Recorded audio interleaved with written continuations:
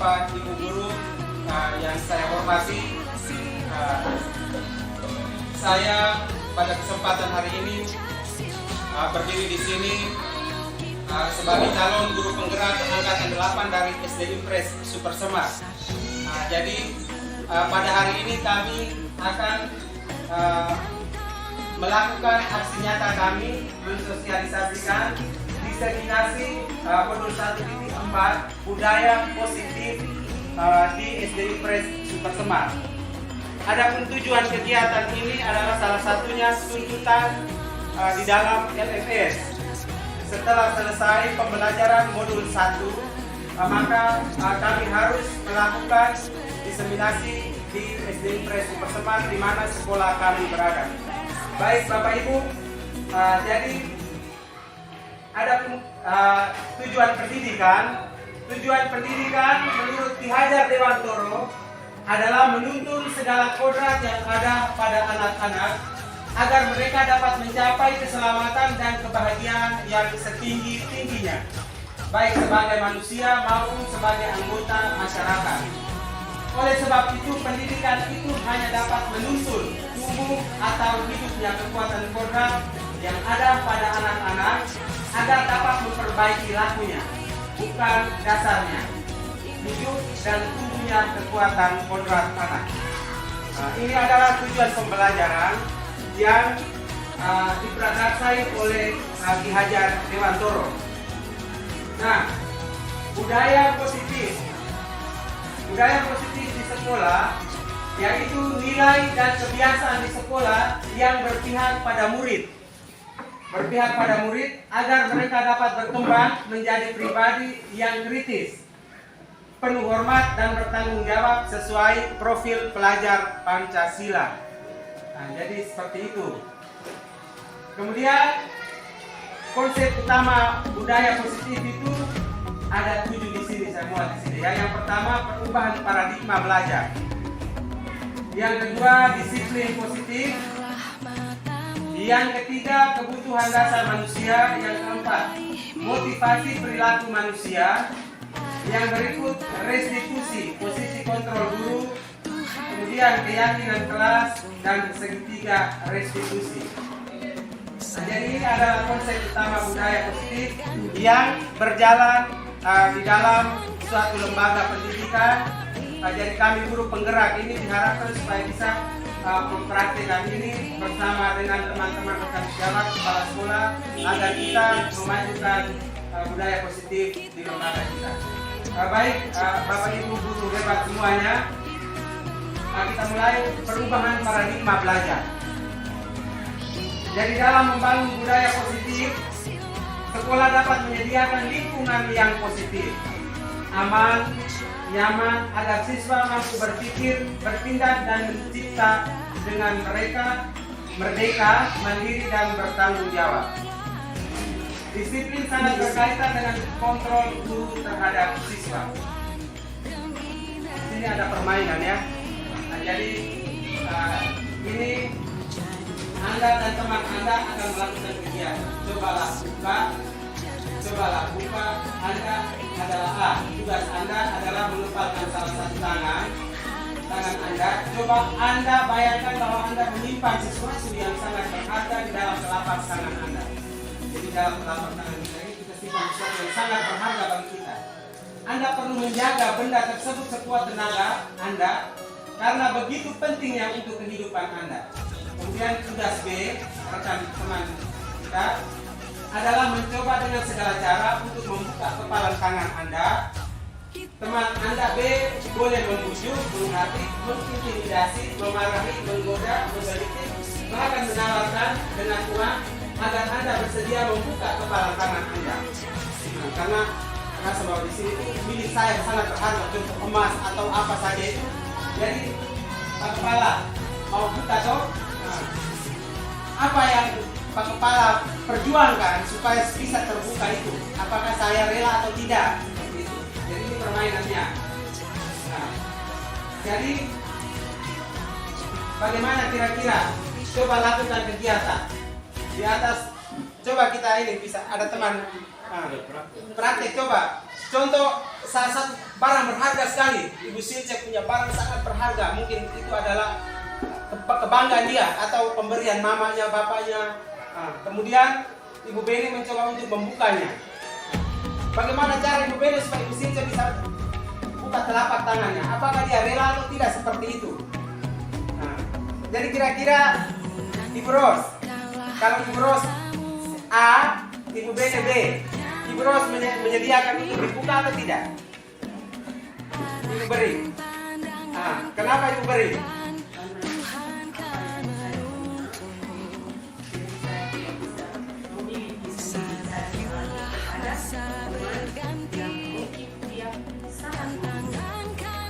Jika umpama barang itu adalah hanya salah satu saja, umpama peninggalan almarhum ibu. Lalu apakah ibu begitu saja memberikannya atau bagaimana? Oh, ikhlas. Oke. Jadi ini kemungkinan jawaban ya, Jadi pertanyaan pertama dan kedua bervariasi antara yang bersedia membuka dan yang tetap bertahan menutup kepalan tangannya. Pertanyaan ketiga, siapakah yang sesungguhnya memegang kontrol yang menutup kepala tangan atau yang berusaha dengan segala cara untuk membuka kepala tangan rekannya? Jawabannya tentu kita sendiri yang mengontrol ya. Memegang kontrol atas kepala tangan kita. Apakah kita membuka atau menutup kepala tangan kita? Itu tergantung pada diri kita masing-masing sesuai dengan kebutuhan dasar kita saat ini. Jadi seperti itu. Jadi semua budaya positif itu semuanya itu pertamanya dari kita sendiri yang mengontrol. Ini terkait dengan ini ada teori kontrol dari William Glasser ini. Selanjutnya psikiater dan pendidik Dr. William Glasser dalam kontrol teori yang kemudian berkembang dan dinamakan choice theory, meluruskan beberapa miskonsepsi tentang makna kontrol. Yang pertama, ilusi guru mengontrol murid. Jadi ini istilahnya ilusi guru mengontrol murid. Selama ini kita punya anggapan itu ya. Yang pertama, pada dasarnya kita tidak dapat memaksa murid untuk berbuat sesuatu jikalau murid tersebut memilih untuk tidak melakukannya. Walaupun tampaknya guru sedang mengontrol perilaku murid, hal demikian terjadi karena murid sedang mengizinkan dirinya dikontrol. Saat itu bentuk kontrol guru menjadi kebutuhan dasar yang dipilih murid tersebut. Teori kontrol yang menyatakan bahwa semua perilaku memiliki tujuan, bahkan terhadap perilaku yang tidak disukai. Kemudian berikut, ilusi bahwa semua penguatan positif efektif dan bermanfaat. Penguatan positif atau bujukan adalah bentuk-bentuk kontrol, ya. Segala usaha untuk mempengaruhi murid agar mengulangi suatu perilaku tertentu. Jadi di dalam pembelajaran budaya positif ini kita sering ini ya, kadang ini kita memberikan juara itu padahal kita selama ini kita buat. Saya juga buat di sekolah kelas bahwa yang juara satu nanti bisa memberikan hadiah. Padahal itu tuh istilahnya melawan. Jadi kita tuh tidak boleh memberikan pujian terhadap seseorang. Kadang pujian itu membuat bangga diri, akhirnya lupa diri seperti itu. Jadi setelah kita ikut program kegiatan ini baru kita mulai sadar bahwa semua siswa ini kita berlaku sesuai dengan bakat dan kemampuannya masing-masing. Jadi contoh di dalam ruangan Ibu Ros punya ada beberapa siswa itu punya bakat dan kemampuan berbeda-beda. Jadi nanti penghargaan Ibu berikan itu tuh sesuai dengan punya bakat dan kemampuannya. Tidak sama rata kan, umpama ada yang pintar matematika, ada yang menggambar. Jadi apresiasi yang Ibu berikan itu bervariasi. Seperti itu. Jadi sekarang yang kedua, disiplin positif. Apa makna disiplin? Ya, di dalam modul itu kita kami baca itu bahwa disiplin berasal dari bahasa Latin, ya. Ini bahasa Latin, ini saya juga ini discere, yang artinya belajar. Dari kata ini timbul kata disiplina yang berarti pengajaran atau pelatihan. Disiplin ini membuat orang menggali potensinya menuju sebuah tujuan apa yang dihargai. Namun dalam budaya kita, makna kata disiplin dimaknai menjadi sesuatu yang dilakukan seseorang pada orang lain untuk mendapat kepatuhan. selama ini kan kita punya anggapan, mungkin kita semua ya punya anggapan seperti itu. Jadi kita memaksakan orang lain itu untuk berdisiplin itu di pernyataan yang ini. Nah, dimaknai menjadi sesuatu yang dilakukan seseorang pada orang lain untuk mendapat kepatuhan. Kecenderungan umum adalah menghubungkan kata disiplin dengan ketidaknyamanan, bukan dengan apa yang kita hargai pencapaian sesuatu yang di luar mulia. Nah, jadi disiplin adalah kemampuan memerintah diri sendiri dalam mengontrol dan menguasai diri untuk memilih tindakan yang mengacu pada nilai-nilai yang kita hargai dengan penuh tanggung jawab tanpa terperintah orang lain. Nilai-nilai yang kita hargai adalah nilai kebajikan, sifat positif manusia yang merupakan tujuan mulia yang ingin dicapai setiap individu, yaitu nilai-nilai dalam profil pelajar Pancasila. Oke, ini terkait dengan nilai positif. Saya akan membagikan materi kegiatan yang sudah kami buat di dalam kegiatan PTS.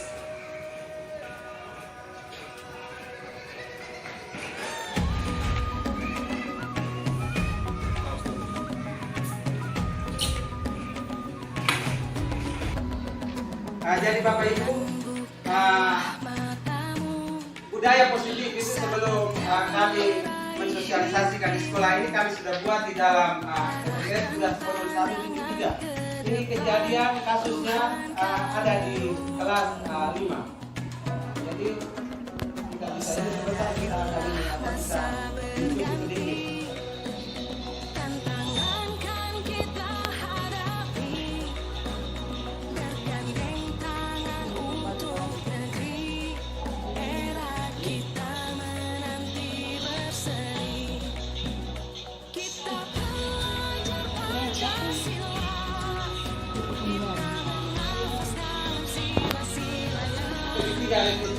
Ini adalah penyelesaian persoalan masalah. Jadi penyelesaian masalah anak, kasus anak di sekolah itu kita melakukan melalui segitiga restitusi ini. Jadi pertama itu kita menstabilkan identitas dulu. Setelah anak itu kita panggil menghadap kita menstabilkan identitas. Jadi istilahnya kasus yang tadi itu agar anak itu tidak merasa negatif itu kan. Jadi kita menstabilkan. Kemudian validasi tindakan yang salah itu kita katakan bahwa anak ini adalah perbuatan manusia, ini wajar, dan Pak Guru juga pasti mengalami hal yang sama jika kita menghadapi teman yang nakal, yang mengganggu.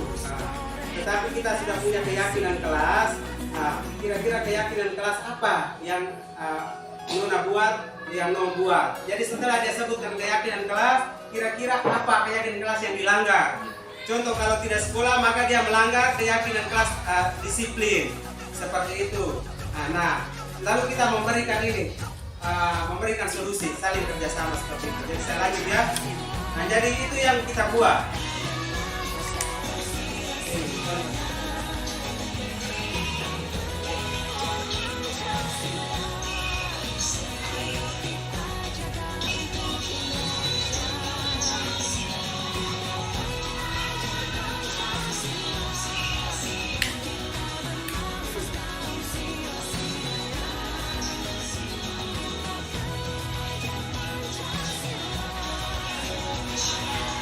Keyakinan kelas.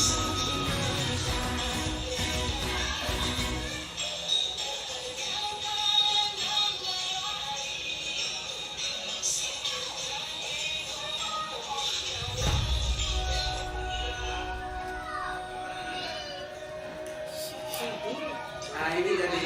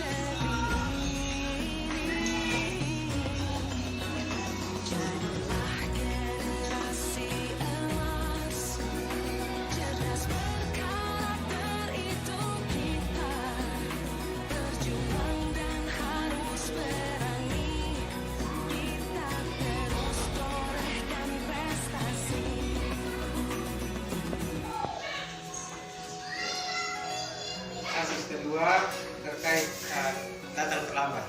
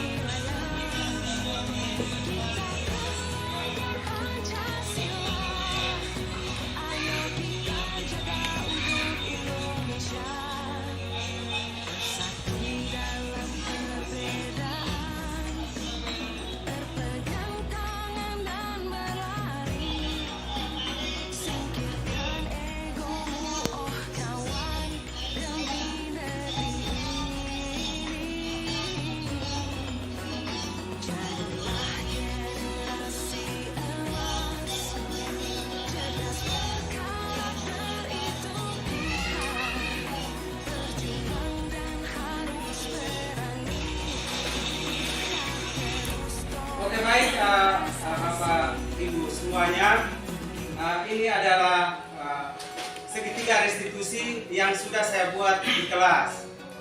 Jadi anak-anak apabila mengalami atau dia ada melanggar peraturan, kita sudah mendengar sedikit materi yang kami bagikan ini. Mudah-mudahan jalan keluar yang kita ambil melalui beberapa nilai kontrol tadi.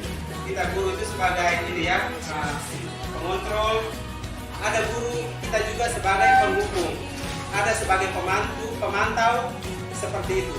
Jadi mudah-mudahan ada juga sebagai manajer. Kita guru juga bisa sebagai manajer, bukan kepala sekolah saja.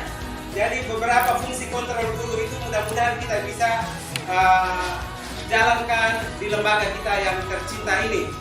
Kira-kira Ibu Ros ada pendapat terkait dengan segitiga restitusi atau menyangkut nilai kedisiplinan? Baik Pak, terima kasih. Setelah saya melihat video yang ada, saya melihat bahwa kegiatan yang dilakukan anak karena terlambat,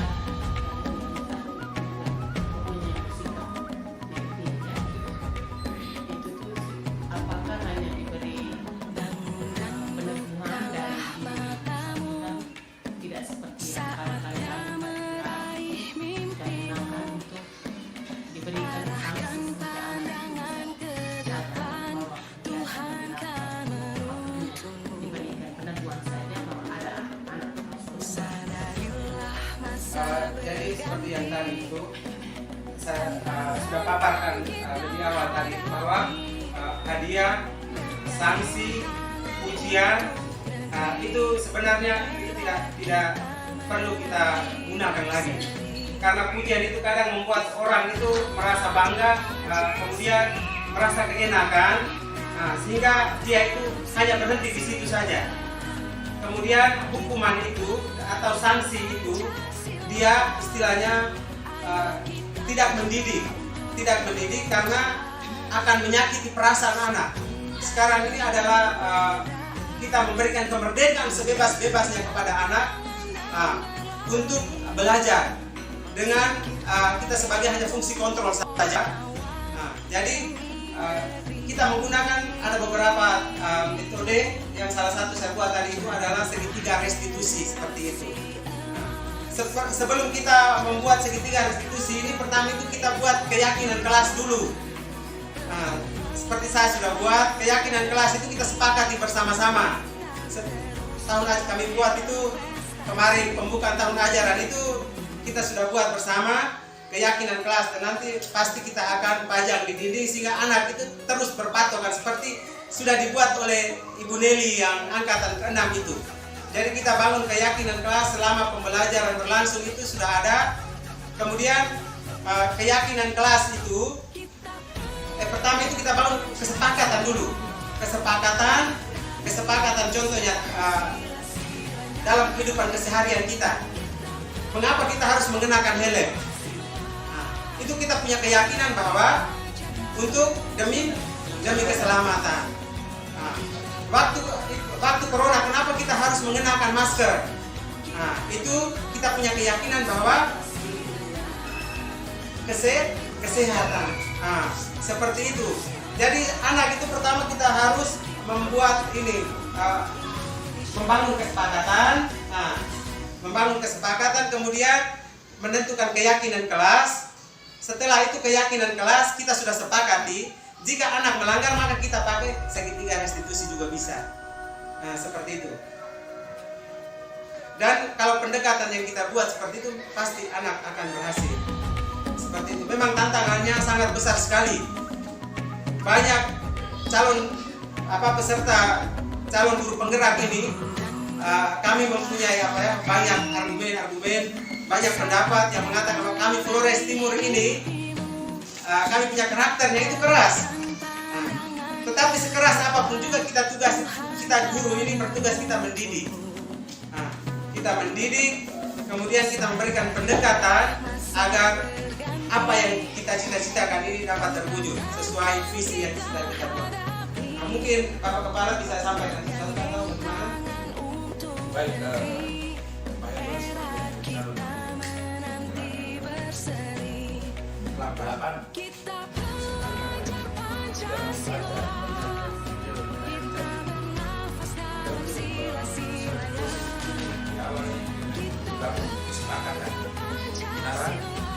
siswa dan guru yang bersama setelah melihat tayangan proses ini sudah berubah, perlu ada jalan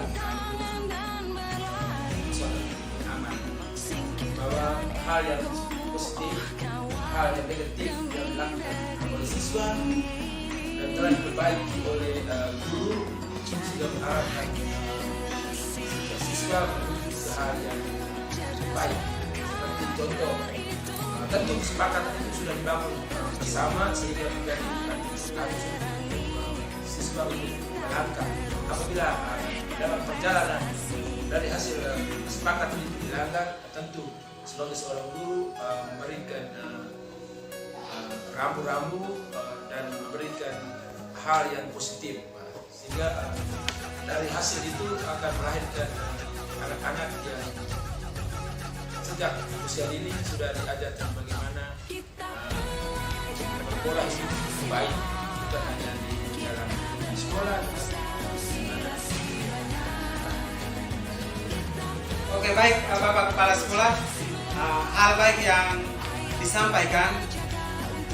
Kami sebagai calon guru penggerak juga kami berusaha semampu kami sehingga dengan kerjasama dukungan dari teman-teman guru, Bapak Kepala, kita sama-sama memperbaiki, kemudian bagaimana kita mengasah anak-anak kita, mendampingi anak-anak kita menuju kemerdekaan, yaitu kemerdekaan dalam pembelajaran, kemerdekaan dalam nilai-nilai positif lainnya. Mungkin hanya ini saja. Terima kasih banyak atas kehadiran kita. Jika ada kesalahan pada kesempatan ini, saya mohon maaf yang sebesar-besarnya kepada kita sekalian. Terima kasih.